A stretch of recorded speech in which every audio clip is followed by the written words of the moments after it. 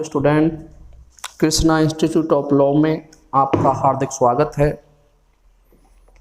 आज हम BA LLB first year first sem के पेपर पॉलिटिकल थ्योरी की 4th यूनिट के तहत बात करेंगे फेडरल गवर्नमेंट।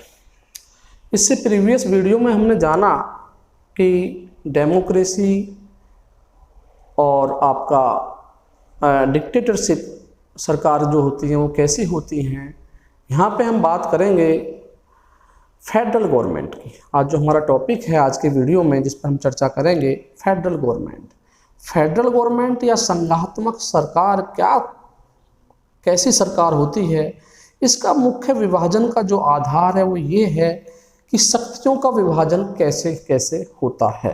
यानी संघात्मक सरकार की अगर हम बात करें तो उसमें ये होता है कि शक्तियों का विभाजन कैसे कैसे होता है। इस आधार पर देखें तो हम दो प्रकार की सरकार होती हैं, फेडरल और यूनिटरी गवर्नमेंट।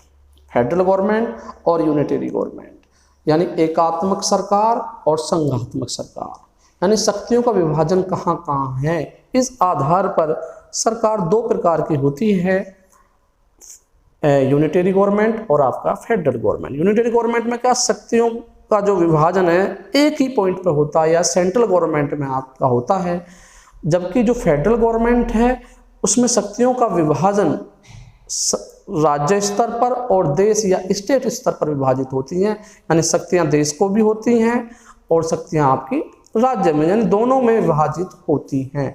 तो आज हम इस अपने टॉपिक में बात यही करेंगे कि फेडरल गवर्नमेंट क्या होती है, यानी संघात्मक सरकार क्या होती है। जहाँ तक संघात्मक शब्द को अंग्रेजी में फेडरलिज्म कहा जाता है। फेडरलिज्म शब्द की उत्पत्ति लैटिन भाषा के फोइडस शब्द से हुई है, जिसका अर्थ है संधि या समझौता। जहां एक समझौते अथवा संविधान द्वारा शक्ति केंद्र और प्रांतीय सरकारों में विभाजित होती है, उस व्यवस्था को संघीय शासन प्रणाली कहते हैं। यानी जहां एक लिखित समझौते के द्वारा या संविधान के द्वारा शक्तियों का विभाजन सेंट्रल गवर्नमेंट और स्टेट गवर्नमेंट में होता है, उस प्रकार के सरकार के स्वरूप को या नेचर को हम संघात्मक सरकार कहते हैं या फेडरल गवर्नमेंट कहते हैं। नेक्स्ट है संघात्मक सरकार की विशेषताएं, फीचर्स ऑफ फेडरल गवर्नमेंट। इससे कंसेप्ट और क्लियर हो जाएगी कि संघात्मक सरकार कैसी होती है। फर्स्ट है संघीय संविधान की सर्वोच्चता, supremacy of the federal constitution. यानी जो फेडरल गवर्नमेंट होती है उसमें जो सेंट्रल कॉन्स्टिट्यूशन होता है उसकी सर्वोच्चता होती है।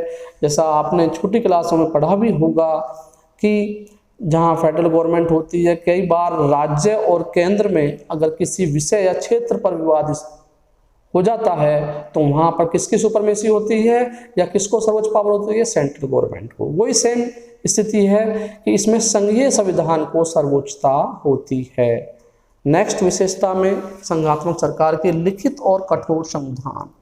जैसा कहा गया है इसमें कंसेप्ट में कि इसमें एक कंप्रोमाइज़ होता है, एक समझौता होता है लिखित रूप में आपका, उसका किस आधार पर, संविधान के आधार पर।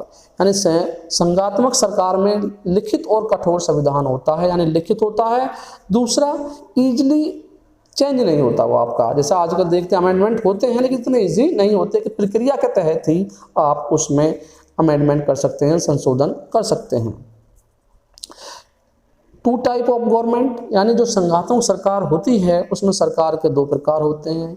देश या राज्य के लिए सेंट्रल गवर्नमेंट, केंद्रीय सरकार। राज्य के लिए या स्टेट के लिए आपकी राज्य सरकार, यानी दो प्रकार की सरकार उसमें एक साथ चलती हैं। Division of powers, next point है शक्तियों का विभाजन। यानी संविधान या लिखित समझौते के द्वारा शक्तियों का विभाजन किया जाता है कि उसमें आपकी ये विषय या क्षेत्र सेंट्रल गवर्नमेंट के होंगे, ये विषय या क्षेत्र स्टेट गवर्नमेंट के आपके होंगे।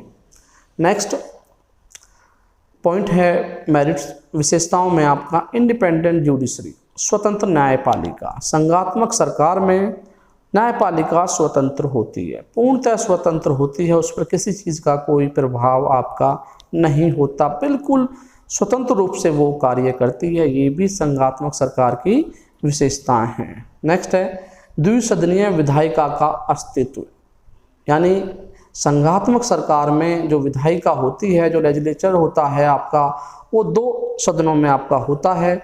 जैसे हम देखें देश के संदर्भ में लोकसभा, राज्यसभा, राज्य के संदर्भ में देखें विधानसभा और Vidhan Parishad. Next dual citizenship, दोहरी नागरिकता। जहाँ संघात्मक सरकार होती है तो उसमें क्या है, दोहरी नागरिकता होती है। जैसे हम फॉर एग्जांपल बात करें अमेरिका में क्या है, आपकी फेडरल गवर्नमेंट है, वहाँ क्या होता है आपका, व्यक्ति देश का भी नागरिक होता है और व्यक्ति राज्य का भी नागरिक होता है। ड्यूल सिटीजनशिप वहाँ पे अपने आप में होती है। नेक्स्ट है संघात्मक सरकार के गुण।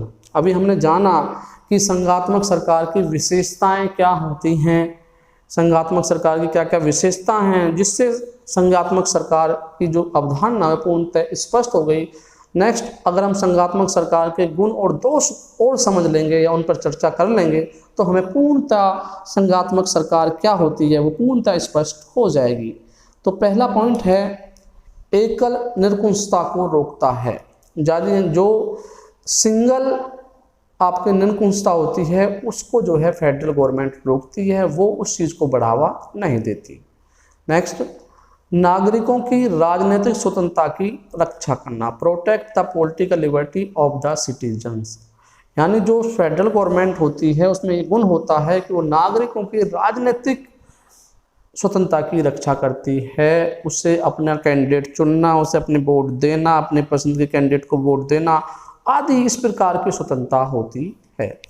Next bureaucratic authority is under check, जो नौकरशाही होता है या ब्यूरोक्रेसी होती है जो वास्तविक रूप से सरकार को चलाती है वो जांच के अधीन होती है। ऐसा नहीं है कि उसकी जांच नहीं की जा सकती, उसकी जांच की जा सकती है, वो नियमों के तहत अपने आप में काम करती है। नेक्स्ट मेरिट्स आपकी नेसेसरी फॉर बिग डेमोक्रेसी, लोकतांत्रिक देशों के लिए आवश्यक, यानी जो बड़े देश हैं, बड़ा क्षेत्र है, उनका अधिक जनसंख्या है, उनके लिए संघात्मक सरकार बहुत आवश्यक है। क्योंकि वहाँ एक छोटे देश में तो हम यूनिटरी गवर्नमेंट चला सकते हैं, लेकिन एक बड़े देश में जहाँ बहुत सारे राज्य हैं उनके लिए आवश्यक है कि लोग आपकी जो है लोकतांत्रिक देशों के लिए इसकी आवश्यकता है। Rahul next protect local autonomy, यानी स्वायत्ता की रक्षा करना, यानी जो संघात्मक सरकार होती है वो जो है लोग की जो है ऑटोनॉमी होती है, स्वायत्ता, उनकी रक्षा करती है। नेक्स्ट कमज़ोर राज्यों के हितों की रक्षा करती है। जैसे हम देखते हैं कि जो आपकी संघात्मक सरकार होती है वो किसी राज्य में मतभेद नहीं करती है, वो सभी राज्यों की हितों की रक्षा करती है। नेक्स्ट है विविधता में एकता। नेक्स्ट मेरिट है आपकी कि वो जो विविधता में एकता है उसको वो सुरक्षित रखती है, उसको वो बना के रखती है संघात्मक सरकार। Thank you.